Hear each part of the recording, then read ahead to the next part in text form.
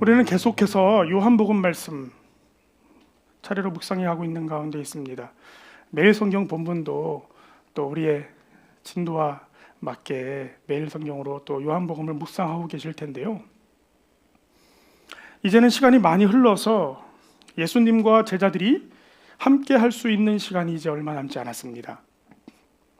두려움에 떨고 있는 제자들을 우리 주님은 끝까지 사랑하셔서 마음 다해서 할 수 있는 모든 말씀으로 그들을 위로해 주셨습니다.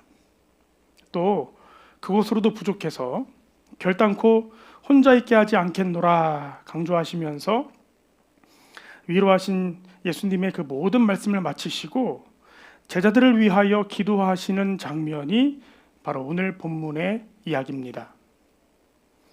요한복음 17장의 내용은요, 우리가 지난주 묵상한 내용인데 매우 특별한 의미를 가지고 있는 본문입니다.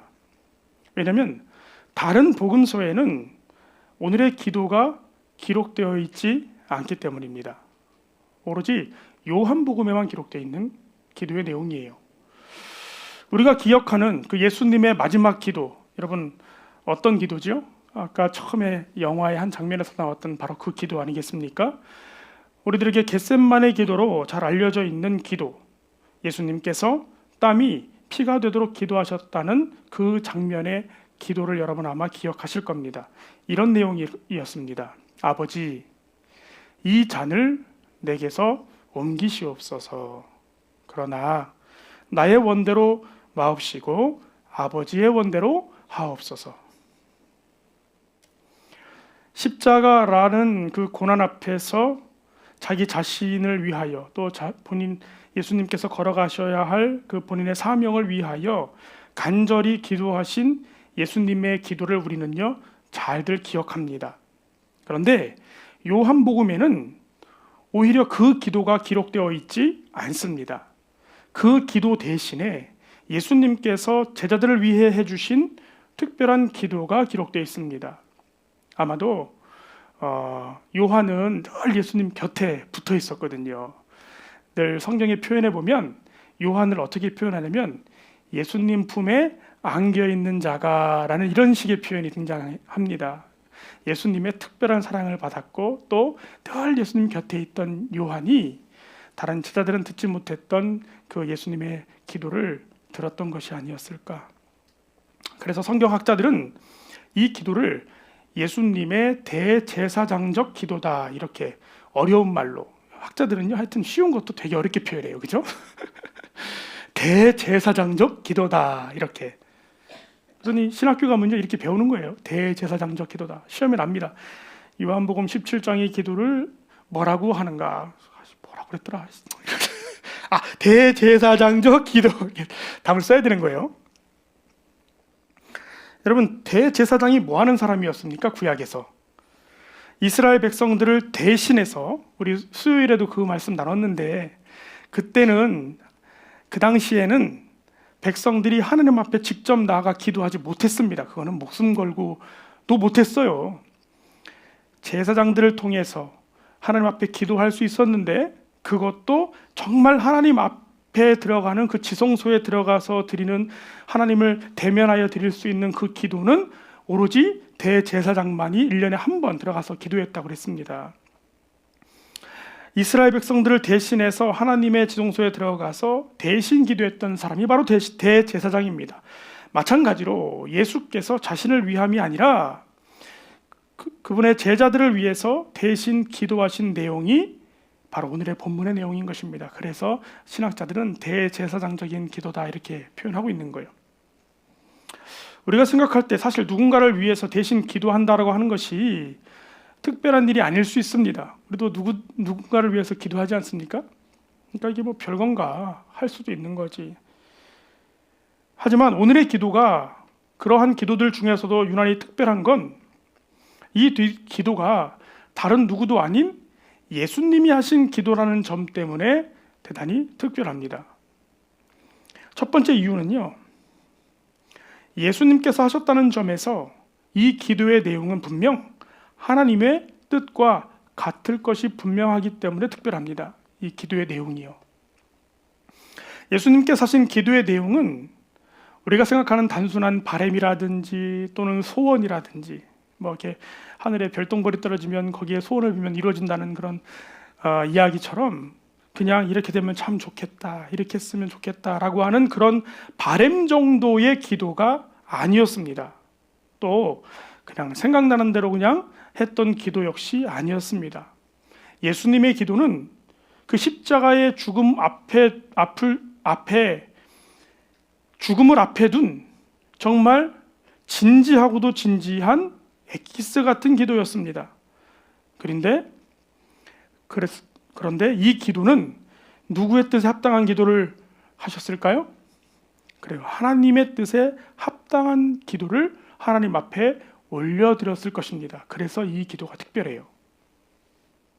두 번째로 이 기도가 특별한 이유는 이 기도의 내용을 위해서 분명 하나님께서 일하실 것이 분명하기 때문입니다. 요한복음 14장 13절 말씀, 우리 예수님께서 하셨던 지난 말씀을 보면은요, 이렇게 기록되어 있습니다. 우리 함께 읽어볼까요? 시작.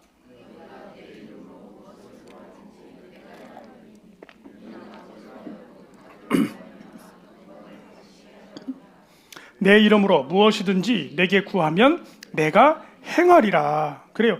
하나님 앞에 구하면 하나님이 그 기도에 관해 행동하신다고 오늘 14장 말씀에 말씀하고 있습니다. 그러니까요, 예수님께서 하셨던 그 기도, 하나님의 뜻에 합당한 그 기도를 들으신 하나님이 그 기도의 행동을 하실까요? 안 할까요?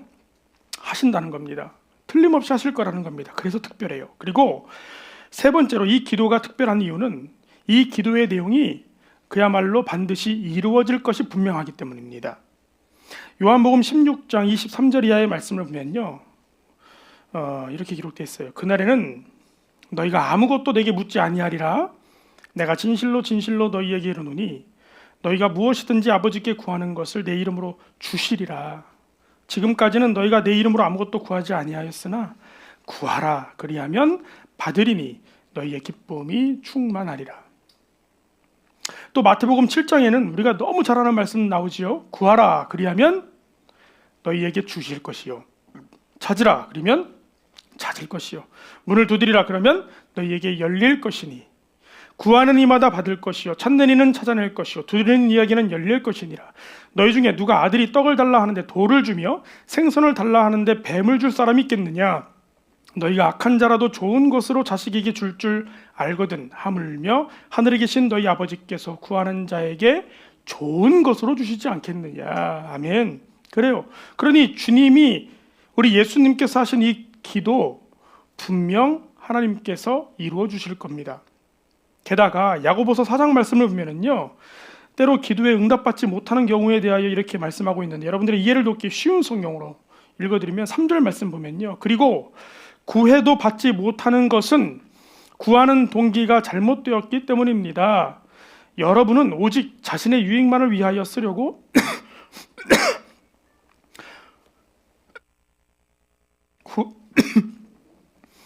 구하고 있습니다. 하나님 앞에 우리가 기도해도 때로는 응답받지 못하는 경우가 있는데, 어떨 때 응답받지를 못해요? 구하는 동기가 잘못되었을 때 하나님께서 그 기도에 응답하지 않으신다 말씀하시는데, 그런데 예수님의 기도는 다르죠. 예수님께서 하시는 기도에 잘못된 동기가 있기가 어렵지요. 왜냐하면 예수님의 뜻은 곧 하나님의 뜻이니까요. 그래서 하나님의 뜻에 합당할 것이 분명한 이 예수님의 기도는 반드시 이루어질 것이 분명합니다. 그래서 이 기도가 특별하고 오늘 우리가 그 기도의 내용에 관심을 가져보려는 이유입니다. 그렇다면 이 기도는 누구를 위한 기도였을까요? 오늘의 본문 9절과 10절 말씀을 보면은요, 이 기도가 누구를 위한 것인지를 알 수 있습니다. 함께 읽어보겠습니다. 시작.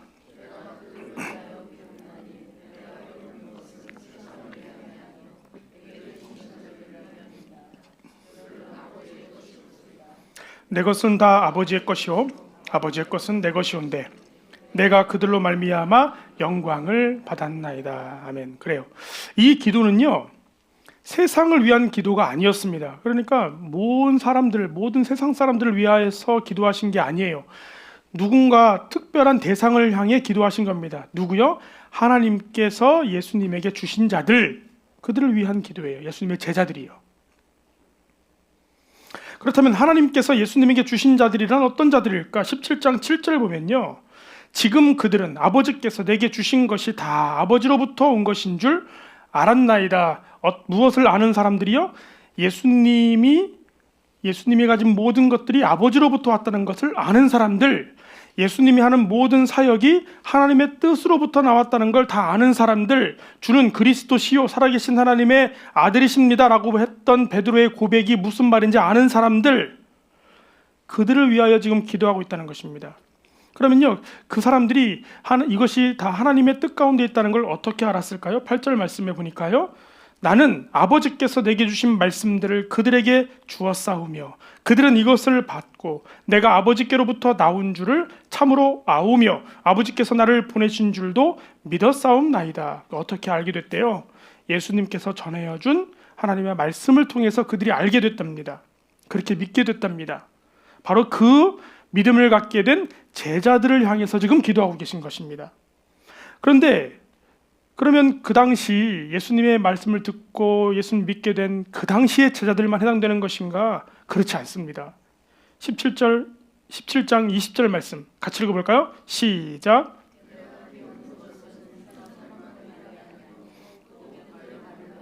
나를 믿는 사람들도 위함이니. 그래요. 예수님의 참 제자들이 전해준 그 복음으로 말미암아 또다시 예수님을 믿게 된 사람들, 또 믿게 될 사람들 역시도 이 기도에 해당되는 것입니다. 그럼 누구를 말하는 걸까요? 오늘날 우리들도 여기 이 기도에 해당되는 것입니다. 예수님은 지금 다른 누구도 아닌 예수님의 사람들, 그러니까 예수 그리스도를 믿음으로 말미암아 구원을 받은 하나님의 자녀들을 위하여 지금 기도하고 계신 것입니다. 그렇다면 예수님은요, 그들을 위하여 무엇을 기도하고 계셨을까요? 크게 요약하면 세 가지를 기도하셨습니다. 첫 번째로요, 이렇게 기도하셨습니다. 그들을 보존하여 주옵소서. 그들을 보존하여 주옵소서. 11절 말씀입니다. 나는 세상에 더 있지 아니하오나 그들은 세상에 있사옵고 나는 아버지께로 가옵나니 거룩하신 아버지여 내게 주신 아버지의 이름으로 그들을 보존하사 우리와 같이 그들도 하나가 되게 하옵소서. 또 15절 말씀 보면요, 내가 비옵는 것은 그들을 세상에서 데려가시기를 위함이 아니요 다만 악에 빠지지 않게 보존하시기를 위함이니이다. 그들을 보존하여 주옵소서. 하나님 아버지, 그들을 지켜주옵소서. 무엇으로부터 보존해달라 기도하세요? 그들을 미워하는 세상 사람들로부터 그들을 보호해 주시옵소서. 또 악으로부터 그들을 보호해 주시옵소서. 이렇게 기도하셨어요. 일전에 예수님께서는요, 제자들에게 세상이 제자들을 미워하게 될 것이라고 여러 차례 경고하셨습니다. 15장 18절 이하의 말씀인데, 세상이 너희를 미워하면 너희보다 먼저 나를 미워한 줄 알라. 너희가 세상에 속하였으면 세상이 자기의 것을 사랑할 것이나 너희는 세상에 속한 것이 아니요 도리어 내가 너희를 세상에서 택하였기 때문에 세상이 너희를 미워하느니라. 내가 너희에게 종이 주인보다 더 크지 못하단 말을 기억하라. 사람들이 나를 박해하였은즉 너희도 박해할 것이요 내 말을 지켰은즉 너희 말도 지킬 것이라. 그러나 사람들이 내 이름으로 말미암아 이 모든 일을 너희에게 하리니 이는 나를 보내신 이를 알지 못함이라. 이 말을 들은 그 제자들은요, 늘 근심했습니다. 어떻게 그걸 버티지? 그러나 예수님께서는요, 근심하는 제자들에게 걱정하지 말라고 늘 당부하셨습니다. 왜냐하면 그들이 혼자가 아닐 것이기 때문입니다. 내가 떠난다 할지라도 보혜사 되시는, 도와주시는 성령님께서 그들을 지켜주시길 때문이라고 위로하셨습니다. 그들을 미워하는 세상으로부터 또는 그들을 미혹하는 악으로부터 그들을 지켜주실 거라고 염려하지 말라고 당부하셨습니다. 그래서 예수님은요, 하나님께 기도하고 계신 것입니다. 하나님, 이들을 보호해 주시옵소서. 주님만이 이들을 보존하실 수 있고 우리 성령님의 능력으로 이들을 지켜주시옵소서 이렇게 기도하셨던 겁니다. 그리고 예수님의 두 번째 기도는요, 이런 기도였습니다. 진리로 거룩하게 하옵소서. 하나님, 이들을 진리로 거룩하게 하옵소서. 17장 16절 말씀인데요. 내가 세상에 속하지 아니함 같이 그들도 세상에 속하지 아니하였사옵나이다. 그들을 진리로 거룩하게 하옵소서. 아버지의 말씀은 진리니이다. 아버지께서 나를 세상에 보내신 것 같이 나도 그들을 세상에 보내었고 또 그들을 위하여 내가 나를 거룩하게 하오니 이는 그들도 진리로 거룩함을 얻게 하려 함이니이다. 진리로 거룩하게 하옵소서 기도하셨어요. 그러니까 예수님께서 그의 백성 예수님도 그의 백성들이 이 세상에서 보존되기를 간구하실 때 어떻게 보존되기를 기도하셨냐면 진리로 거룩한 상태가 유지될 수 있도록 보호해 주시기를 기도했던 겁니다. 여러분, 거룩하다는 말이 어떤 의미예요? 우리 교회 나오신 지 오래되신 분들은 제가 누누이 얘기해서 아마 잘 아실 겁니다. 거룩하다고 하는 것이 이렇게 막 목소리가 막 특이하고 뭔가 이렇게 막 신령한 느낌이 막 가득해가지고 무슨 도인 보는 느낌의 모습을 하고 있는 것이 거룩한 것이 아니지 않습니까? 그런 게 성경에서 말하는 거룩함이 아니에요. 성경에서 말하는 거룩함이란 뭔가 구별하여 따로 떼어놓은 것을 거룩하다고 합니다. 어떤 다른 기준을 가지고 따로 떼어 옮겨놓은 것을 거룩하다고 그래요. 그러니까 세상과 구별된다는 건 어떤 의미냐면요, 세상에 속해 있는 것이 아니라 세상에 속해 있던 자를 건져내어 따로 떼어놓은 자들, 여기가 어딜까요? 하나님에 속한 자로, 세상에서 건져내어 하나님께 속한 자로 따로 띄어놓은 것을 거룩하다고 합니다. 그러니까 무엇을 통해서 우리가 세상으로부터 하나님께로 옮겨져요? 복음이 담겨져 있는 하나님의 말씀, 그 진리를 통해서요. 그래서 예수님께서는요, 그 하나님의 말씀인 진리를 통해서 세상과 구별된 자로 유지될 수 있도록 보존하여 주옵소서 이렇게 기도하신 겁니다. 그리고 세 번째 기도는요, 아버지, 이들을 온전함을 이루어 하나 되게 하옵소서 이렇게 기도하셨어요. 온전함을 이루어 하나 되게 하옵소서. 11절 말씀인데요, 나는 세상에 더 있지 아니하오나 그들은 세상에 있사옵고 나는 아버지께로 가옵나니 거룩하신 아버지여 내게 주신 아버지의 이름으로 그들을 보존하사 우리와 같이 그들도 하나가 되게 하옵소서. 또 22절에 내가 주신 영광을 내가 그들에게 주었사오니 이는 우리가 하나가 된 것 같이 그들도 하나가 되게 하려 함이니이다. 곧 내가 그들 안에 있고 아버지께서 내 안에 계셔 그들로 말미암은 그들로 온전함을 이루어 하나가 되게 하려 함은 아버지께서 나를 보내신 것과 또 나를 사랑하심 같이 그들도 사랑하신 것을 세상으로 알게 하려 함이로소이다. 예수님은 이처럼 하나님의 백성들이, 하나님의 자녀들이요, 하나가 되기를 기도하셨습니다. 그런데 어떻게 하나 되기를 기도하셨냐면 그냥 하나 되는 게 아니라 온전함을 이루어 하나가 되도록 기도하셨습니다. 여기서 말하는 온전함이라고 하는 건요, 어떤 상태와 같은 거냐면 사실 온전함의 가장 완성된 모습은요, 우리 하나님의 모습입니다. 삼위일체 되신 하나님이요, 성부, 성자, 성령 하나님이 위는 세 개지만 하나이신, 우리의 이성으로는, 우리의 말로는 도무지 정확하게 설명할 수 없지만 그런 모습, 성경의 표현대로라면요, 아버지께서 내 안에, 내가 아버지 안에 있는 것 같은, 내가 그들 안에, 아버지가 내 안에 계신 것 같은 그런 온전함. 좀 말이 어렵죠, 그죠? 말이 어려워서 그 온전함을 쉽게 풀어서 설명해 놓은 말씀이 있습니다. 에베소서 4장 11절에서 16절 말씀입니다.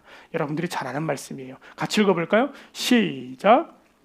어떤 사람은 사도로, 어떤 사람은 선지자로, 어떤 사람은 복음 전하는 자로, 어떤 사람은 목사와 교사로 삼으셨으니 이는 성도를 온전하게 하여 봉사의 일을 하게 하며 그리스도의 몸을 세우려 하심이라. 우리가 다 하나님의 아들을 믿는 것과 아는 일에 하나가 되어 온전한 사람을 이루어 그리스도의 장성한 분량이 충만한 데까지 이르리니 이는 우리가 이제부터 어린아이가 되지 아니하여 사람의 속임수와 간사한 유혹에 빠져 온갖 교훈의 풍조에 밀려 요동하지 않게 하려 함이라. 오직 사랑 안에서 참된 것을 하여 범사에 그에게까지 자랄지라. 그는 머리니 곧 그리스도라. 그에게서 온몸이 각 마디를 통하여 도움을 받음으로 연결되고 결합되어 각 지체의 분량대로 역사하여 그 몸을 자라게 하며 사랑 안에서 스스로 세우느니라. 아멘. 그래요. 이것이요, 온전함을 의미하는 것을 풀어 설명한 거예요. 온전함으로 하나가 된다는 것이 어떤 것인지를 지금 설명하고 있는 것입니다. 여러분 생각하는 온전함이란 완벽하다는 말이 아닙니다, 여러분. 완벽할 수는 없어요. 각자에게 주신 모습과 은사대로 우리의 머리 되신 그리스도를 따라서 함께 서가는 것이 온전한 것입니다. 혼자서 온전할 수 없습니다. 서로 도움을 받고 연결되고 결합되어 각 지체의 분량대로 역사하는 것, 쉽게 말해서 일하는 것, 그것이 온전함으로 하나 되는 것이고, 그럴 때 비로소 그 몸은, 성도들의 이 몸은, 공동체는 건강하게 자라게 되는 것입니다. 그래야 그러한 힘이 있을 때 비로소 내 이웃을 내 몸과 같이 사랑할 수 있게 되는 것입니다. 그래서 예수님께서 그렇게 되기를 기도해 주신 거예요. 이 기도는요, 하나님의 자녀들에게 참 특별한 기도입니다. 왜냐하면 이것이야말로 분명한 하나님의 뜻이기 때문입니다. 쉽게 말해서요, 하나님이 우리가 어떤 상태에 있기를 바라시는지를 알 수 있어요. 하나님의 뜻이 무엇인지요. 하나님이 이를 위하여 일하시기를 원하고 이렇게 우리의 삶을 이끌으시기를 원하신다는 것입니다. 그렇다면 여러분들에게 한번 물어볼게요. 여러분 하나님께 속해 있다고 생각하십니까? 그렇게 믿으세요? 여러분 다 하나님께 택함받은 주님의 자녀임을 믿어요? 예수 그리스도로 말미암아 나는 구원받았다고 믿으십니까?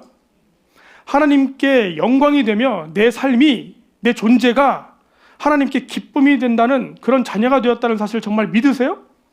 그렇다면 당신은요, 주님께서 하신 이 기도에 귀를 기울이셔야 합니다. 아니, 좀 더 정확히 말하면요, 주님의 기도가 여러분들의 기도가 되셔야 합니다. 이 기도의 내용을 위해서 노력하셔야 합니다. 그리고 내가 정말 이 기도의 내용대로 되기를 내 스스로 소망하셔야 합니다. 예수님의 제자들은요, 지금 자기들에게 가장 필요한 기도가 무엇인지 그 당시에 몰랐습니다. 몰랐어요. 앞으로 일어날 일도 몰라서 그냥 걱정만 하고 있었으니 자기들에게 정말 필요한 기도가 무엇인지 알 턱이 있었겠습니까? 예수님께서 말씀하시기를 지금까지는 너희가 내 이름으로 아무것도 구하지 아니하였으나 이제부터는 구해라. 그리하면 받으리니 너희의 기쁨이 충만하리라. 누누이 강조하고 또 강조하셨음에도 불구하고 그들은 기도하지 못했습니다. 왜요? 제자들은 무엇을 기도해야 할지 몰랐습니다. 무엇이 자기들에게 진짜 기쁨이 되는 아주 가장 좋은 기도의 제목이 될 줄 몰랐어요. 그래서 예수님께서 그들을 대신하여 기도해 주신 겁니다. 오늘의 본문의 기도를 통해서 말이죠. 로마서 8장 말씀을 보면은요, 우리 성령님께서 우리를 대신하여 기도해 주신다는 말씀이 나와요. 이와 같이 성령도 우리의 연약함을 도우시나니 우리는 마땅히 기도할 바를 알지 못하나 오직 성령이 말할 수 없는 탄식으로 우리를 위하여 친히 간구하시느니라. 마음을 살피시는 이가 성령의 생각을 아시나니 이는 성령이 하나님의 뜻대로 성도를 위하여 간구하심이니라. 되게 은혜로운 말씀이에요, 여러분. 그러니까 우리가 기도할 줄 모르든 기도할 수 있는 상황이 안 되든, 그래서 기도하지 못해서 꼭 마땅히 기도해야 할 바를 알지 못하든 어떠한 이유에서든 기도하지 못하면 우리를 대신해서 누가 기도해 주신대요? 성령님이 기도를 해 주신대요. 얼마나 감사한 일입니까? 얼마나 감사해요.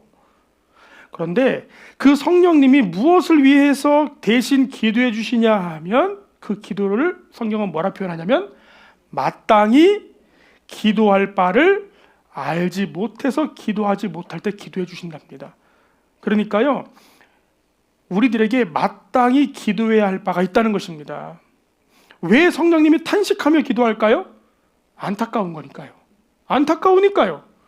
우리가 기도해야 하는데 기도하지 못하니 안타까워서 그 연약함을 보시고 기도해 주신다는 겁니다. 바로 예수님께서 지금 기도하고 있는 오늘 본문의 모습이 이와 같은 것입니다. 우리가 이 내용으로 기도하지 못하고 제자들이 소망하지 못하고 이 말씀대로 살기를 애쓰지 못하면 성령님께서 탄식하시며 우리를 대신해 기도하실 겁니다. 어떻게 되도록요? 보존해 주기를, 진리 가운데 거하기를 기도해 주실 겁니다. 여러분, 오늘 예수님의 기도가 바라기는요, 저와 여러분의 개인 기도가 되기를 바랍니다.